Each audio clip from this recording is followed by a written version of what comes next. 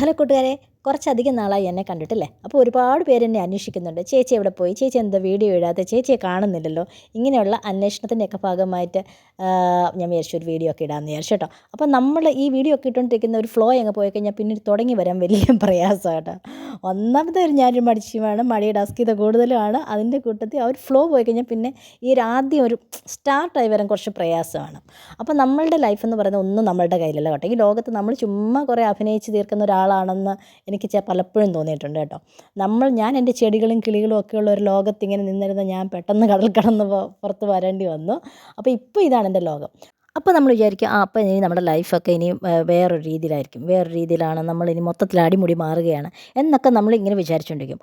അപ്പോഴും നമ്മളുടെ മൈൻഡിൽ എന്താണോ നമ്മൾ ആഗ്രഹിക്കുന്നത് അത് പ്രകൃതി അല്ലെങ്കിൽ കാലം നമ്മളുടെ കയ്യിൽ തന്നെ തിരിച്ചു തരുമെന്നാണ് കേട്ടോ. അത് നമ്മൾ ജെന്യുവിനായിരിക്കണം, നമ്മൾ വിശ്വസ്തമായിരിക്കണം.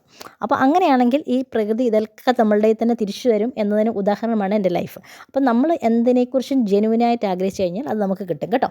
അപ്പോൾ നിങ്ങളും ഇങ്ങനെയൊക്കെ ആർക്കെങ്കിലും ഒക്കെ ഇങ്ങനെ ലൈഫിൽ നിന്നൊക്കെ ഇങ്ങനെയൊക്കെ തോന്നിയിട്ടുണ്ടെങ്കിൽ അതൊക്കെ ഒന്ന് കമൻറ്റ് ചെയ്യണേ.